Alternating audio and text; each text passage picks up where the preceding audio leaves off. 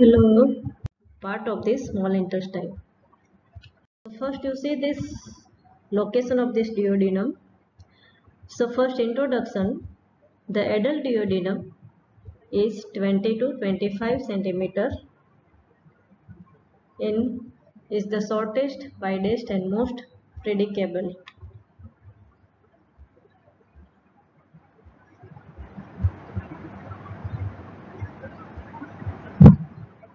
So may I audible? Hello, may I audible?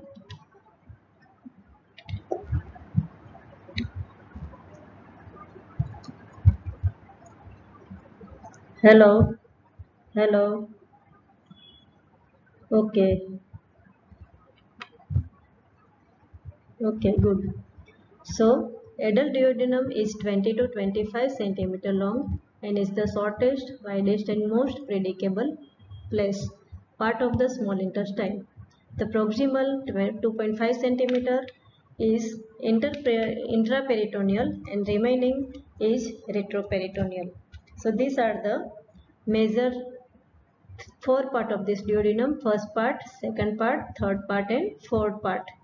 So, so here there is a total length of this duodenum is 20 to 25 centimeter long. The proximal 2.5 proximal 2.5 centimeter is intraperitoneal and the remaining is retroperitoneal. It is C-shaped and lies between the L1 L3 vertebra in supine position. So this one are the total length of this duodenum.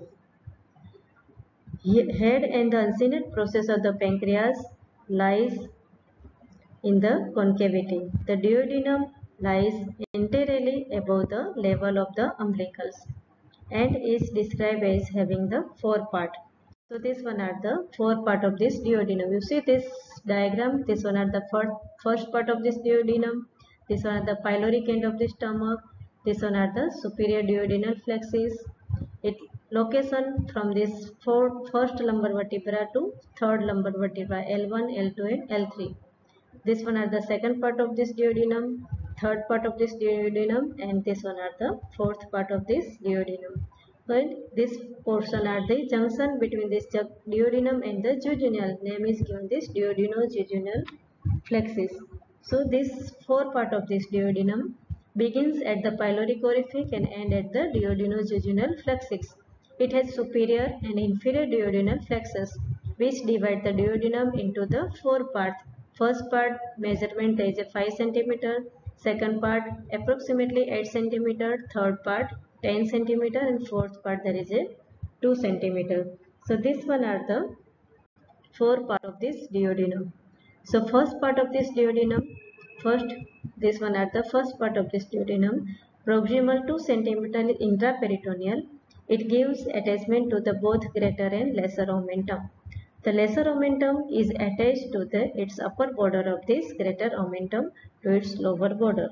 So this one are the first part of this duodenum. Now second part. So first part of this duodenum, the fixation of the duodenum is very crucial as a mobile duodenum will cause twisting and the kinking of the common bile duct and pancreatic duct which open in its. It has a bland internal mucosal appearance and readily distend on insufficiency during this endoscopic. This part is frequently referred to as the duodenal cap. So this first part sometimes name is given this duodenal cap. Due to the absence of the circular fold of this mucous membrane, it has a characteristic smooth appearance in contracts. So this one are the first part of this duodenum.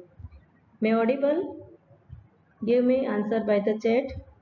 May audible? So special features of the first part of this duodenum.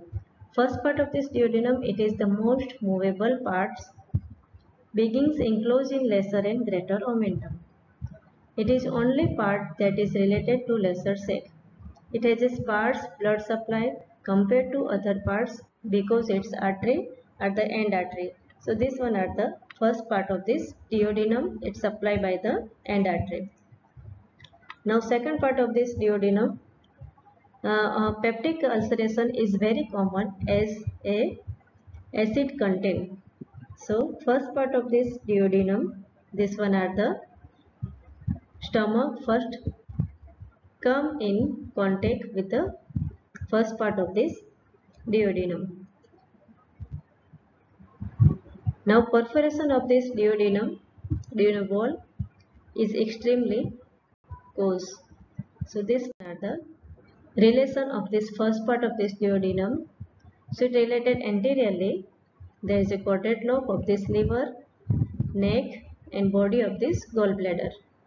Posteriorly, gastroduodenal artery, portal vein and common bile duct. And superiorly, horizontal part of this hepatic artery and epiploic foramen. So this one are the relation of this duodenum.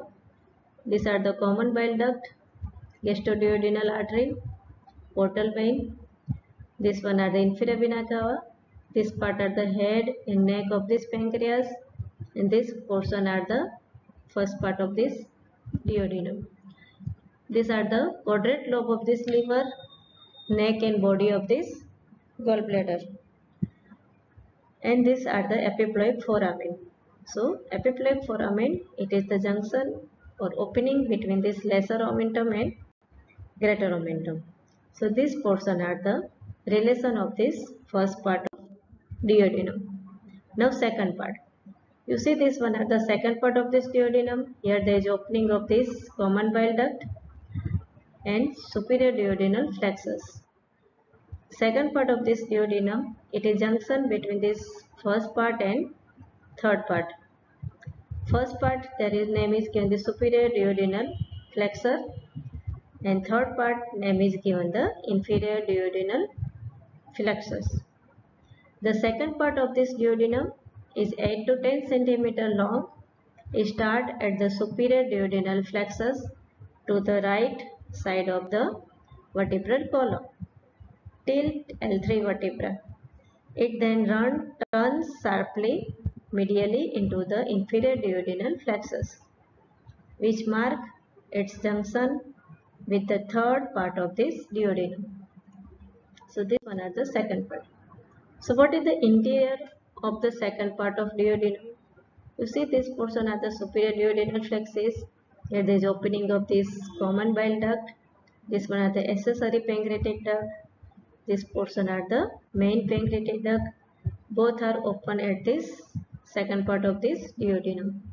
When you can see interior of this second part, there is a minor duodenal papilla, circular fold, major duodenal papilla and longitudinal fold. So main pancreatic duct, it open at the second part of this duodenum. So because of the second part of this duodenum, there is a circular fold and longitudinal fold, and there is a opening of this minor duodenal papilla and major duodenal papilla. The distance of this major duodenal papilla from pyloric orifice is 10 cm. Now second part of this duodenum, here there is a opening of this common bile duct and main pancreatic duct. So this portion at the opening part of this duodenal second part. Here there is accessory pancreatic duct. It also opened on the minor duodenal papilla at the second part of duodenum. And when you take this section, here there is a sphincter of this common bile duct, circular muscles of the duodenum, sphincter of this hepatopancreatic duct and sphincter pancreaticus. So this part you can see the interior of this duodenum second part. Now relation of this second part of this duodenum. So second part of this duodenum is related with this right kidney, and then there is a right colic flexor and right psoas major, right ureter. तो second part का जो main part है, there is a visceral relation anteriorly right lobe of this liver, transverse colon, root of this transverse mesocolon and small intestine. Posteriorly there is a Anterior surface of this right kidney near the medial border. Right renal vessels, right edge of this inferior vena cava, right psoas major, and medially there is a head of pancreas in the bile duct, and laterally right colic plexus. These structures are the related of this second part of duodenum. So relation of this second part, there is an anterior relation, posterior relation, medial and lateral. This part are the medial relation, this portion are the lateral relation. Medially head of this pancreas आएगा and bile duct आएगा.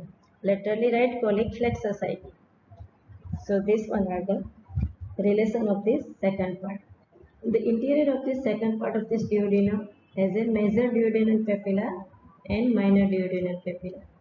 Below the major duodenal papilla, a longitudinal fold, उसको बोलेंगे plica longitudinalis. So this part you can see in relation of second part. Now third part of this duodenum. The third part of the duodenum start at the inferior duodenal flexure and is approximately 10 cm long. It runs from the right side of the lower border of the third lumbar vertebra. Angle slightly superiorly across to the left and interior to the inferior vena cava, become continuous with the fourth of the abdominal aorta. So this third part of this duodenum, उसका main force क्या है? 10 cm long, begins at the inferior duodenal plexus on the right side of this lower border of third lumbar vertebra. It passes almost horizontally and slightly upward in front of this inferior vena cava and end by joining the fourth part of this abdominal aorta. So relation of this parietal and visceral relation. Third part of this duodenum के जो relation है, it is retroperitoneal and fixed. Its anterior surface is covered with peritoneum except in the medial plan where it is crossed by the superior mesenteric vessels and by the root of this mesentery. So this part are the peritoneal relation of this third part of duodenum. Visceral relation में anteriorly superior mesenteric vessels. These are the structures you see, these superior mesenteric vessels. So this part are anterior relation and root of this mesentery. Posteriorly right ureter, this part are the posterior relation. Right ureter and right psoas major. These muscles are the right psoas major and right ureter. It related posteriorly. And right testicular and ovarian vessels. Inferior vena cava. So this part are the inferior vena cava. And abdominal aorta with origin of this inferior mesenteric artery. This part are the abdominal aorta and these are the origin of this inferior mesenteric artery. So you see this diagram, this one are the related relation of this third part of this duodenum. Anterior is superior mesenteric vessels and root of this mesentery. Posteriorly right ureter, right psoas major, right testicular ovarian vessels, inferior vena cava and abdominal aorta with origin of this inferior mesenteric artery. And superiorly there is a head of pancreas with uncinate process and inferiorly coils of jejunum. So this one are the third part of relation. Now fourth part of duodenum. So fourth part of this duodenum start just to the left of the aorta, run superiorly and laterally to the level of this upper border of this L2, then turn sharply anteroinferiorly at the duodenojejunal plexus to become continuous with the jejunum. So 2.5 cm long, it runs upward immediately to the left of the aorta, upper border of the second lumbar vertebra, where it turns forward to become continuous with the jejunum at the duodenojejunal plexus. Now relation. So relation of the fourth part of this duodenum. You see in this diagram, There is a peritoneal relation and visceral relation. Peritoneal relation mostly retroperitoneal and it cover with the peritoneum only inferiorly, and this part are covered with this peritoneal only anteriorly. The terminal part is suspended by the uppermost part of this mesentery and is mobile. Now visceral relation, there is a transverse colon. See this diagram. This part are the transverse relation is anteriorly, then transverse mesocolon and lesser sac and stomach. These structures are anterior relation of this fourth part of duodenum. Posteriorly, left sympathetic chain, there is a left renal artery and left gonadal artery and inferior mesenteric vein. This part are posterior relation of this fourth part of duodenum. Now at the right side, there is attachment of this upper part of this root of this mesentery, and there is a left side, left kidney and left ureter. You see this part are this left psoas major. These structures are the left kidney. This one are the left ureter, are related posteriorly or the left side. Left side there is a left kidney and left ureter, and right side there is a attachment of this upper part of this root of this mesentery, and superiorly body of this pancreas. This one are the superior relation of this fourth part of duodenum. Superior है, ये वाला inferior है, ये वाला है medial है, ये वाला है लेटरल है, और left right and left side. तो राइट साइड आएगा root of this mesentery and left side आएगा left kidney and left ureter. This one are the left kidney and left ureter relation of this fourth part of duodenum. Now structures of this duodenum. When you take the microscopic structures, so duodenum is divided into this four layer. First mucosa, submucosa, muscular mucosa and serosa. In mucosa, lining epithelium is simple cuboidal epithelium, and there is projection part name is given this villi. Within this villi it contains this blood capillary, lamina propria, and there is a muscularis mucosa. So muscular mucosa is disturbed because there is a numerous amount of these duodenal glands or the Brunner's gland located within this submucosa. This part are this muscularis mucosa and serosa. Now peritoneal recess. So peritoneal recess, there is a superior duodenal recess, inferior duodenal recess and paraduodenal recess. This one are the retroduodenal recess, mesenteroperitoneal recess. When the retroperitoneal duodenum become intraperitoneal jejunum at the duodenal-jejunal plexus, small pocket of this pouch or the recess develop. These are sometimes responsible for the strangulation of the hernia. So this part are the name given the peritoneal recess. Now suspensory ligament of the duodenum. So what is the suspensory ligament? Also name is given the ligament of Treitz.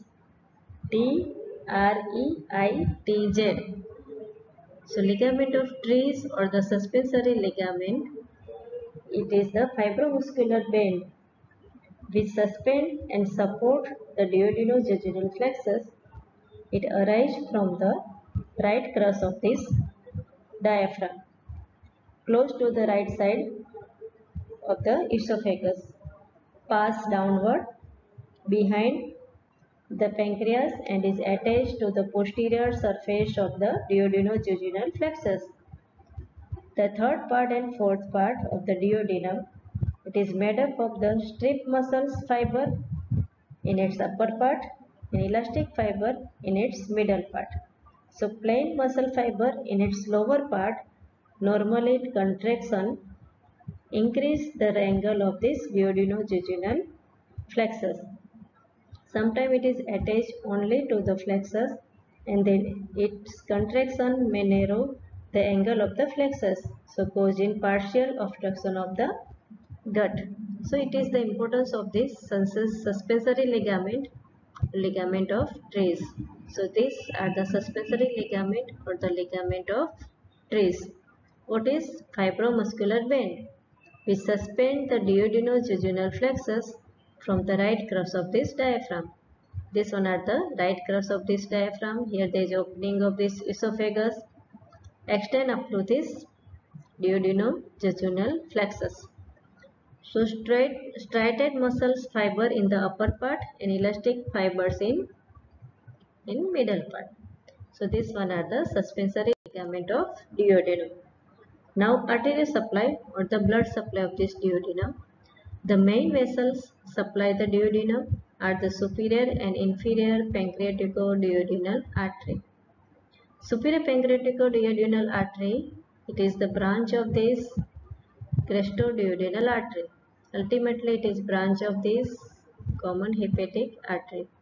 So this common hepatic artery gives the branch gastrocduodenal artery, and उसकी एक branch है superior pancreatico-duodenal artery, and inferior pancreatico-duodenal artery. It is branch of this these are the superior mesenteric artery. So both pancreatico-duodenal artery, superior and inferior, it supply the duodenum. The first part and second part also receive the contribution from the several sources, including the right gastric, supraduodenal, right gastroepiploic, and hepatic and gastroduodenal artery.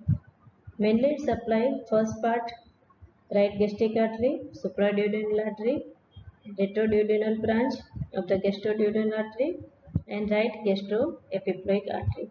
So this one are the blood supply of this duodenum. The venous supplies, it is drained into the splenic and superior mesenteric and portal vein. So same as a blood supply and venous supply. Venous supply mostly it is drained into this splenic, superior mesenteric and portal vein. And blood supplied by this superior pancreatico-duodenal artery and inferior pancreatico-duodenal artery. Here it gets the anastomosis at the second part of duodenum. So mainly it is innervated venous drainage into the splenic, superior mesenteric and portal vein. Portal vein, splenic vein and superior mesenteric vein. So vein correspond to the artery and drain into the superior mesenteric vein. So here there is a blood supply and venous supply. Now lymphatic drainage. So lymphatic drainage mainly it is drain into this celiac node, superior mesenteric node and pancreatico-duodenal node. So most of the lymph vessels from the duodenum end in the pancreatico-duodenal nodes present along the inside of the curve of this duodenum at the junction of the pancreas and the duodenum. From here the lymphatic pass partly to the hepatic node, through them to the celiac node, and partly of the superior mesenteric node, and ultimately via the intestinal lymph node. The some vessels from the first part of this duodenum drain into the pyloric node, through them to the hepatic node. All the lymph reaching the hepatic node drain into the celiac node. So ultimately it drain into the celiac node. So this one are the lymphatic drainage of this duodenum. Now nerve supply. It innervated by the sympathetic nerve, celiac and the superior mesenteric ganglia, and flexus arise from this T6 to T9. And parasympathetic nerve innervate the vagus nerve. So sympathetic nerve from thoracic, some authorities call the 9 to 10 spinal segment, and parasympathetic nerve from the vagus through the celiac plexus and reach the duodenum along the artery. So here there is a applied anatomy or the clinical anatomy of this duodenum. So first there is a peptic ulcer. It is very common in first part of this duodenum because the content of the stomach from the comes in contact with this first part. Here there is a pain is increased after the food. When food is ingested into the stomach, there is pyloric close and no seepage of the gastric acid into the duodenum. So no irritation to duodenum mucosa, so pain is relieved. So peptic ulcer, it is relieved after eating. So this part are the first part of this, applied anatomy related to this duodenum. Now artery of the duodenal hemorrhage. So gastroduodenal artery is related to the first part of this duodenum, and ulcer on the posterior wall may erode gastroduodenal artery and lead to the severe internal bleeding. Therefore, the gastroduodenal artery is called the artery of duodenal hemorrhage. So, artery of duodenal hemorrhage is the gastroduodenal artery. So, anterior relation, caudate lobe of this liver, gallbladder, and first part of this duodenum, and these are the gastroduodenal artery. So, gastroduodenal artery is related to the first part of this duodenum. Ulcer on the posterior wall may erode gastroduodenal artery and lead to the severe internal bleeding. So, this one are the common clinical anatomy of the duodenum. Now, endoscopic retrograde cholangiopancreaticography name is given. This endoscopic travels through the gastrointestinal tract until reaching point of the blockage, and this process name is given. This endoscope inserted into the mouth. So interior of this whole GIT including esophagus, stomach and duodenum name is given this endoscopy, and gallstone seen through the endoscopy. So this process name is given this endoscopy. Now endoscopic retrograde cholangiopancreaticography. You see this instrument is introduced through this radiological image is the technique that combines the use of the endoscopy and fluoroscopy to diagnose and treat the certain problem of the biliary or the pancreatic ductal system. Through the endoscope, the physician can be seen the inside of the stomach and the duodenum and inject radiographic contrast into the ducts in the biliary tree and the pancreas. So they can be seen on the X-ray. Name is given this endoscopic retrograde cholangiopancreaticography, ERCP. So here there is a complete the class of this duodenum. Now any question, then you can ask me. Okay, thank you.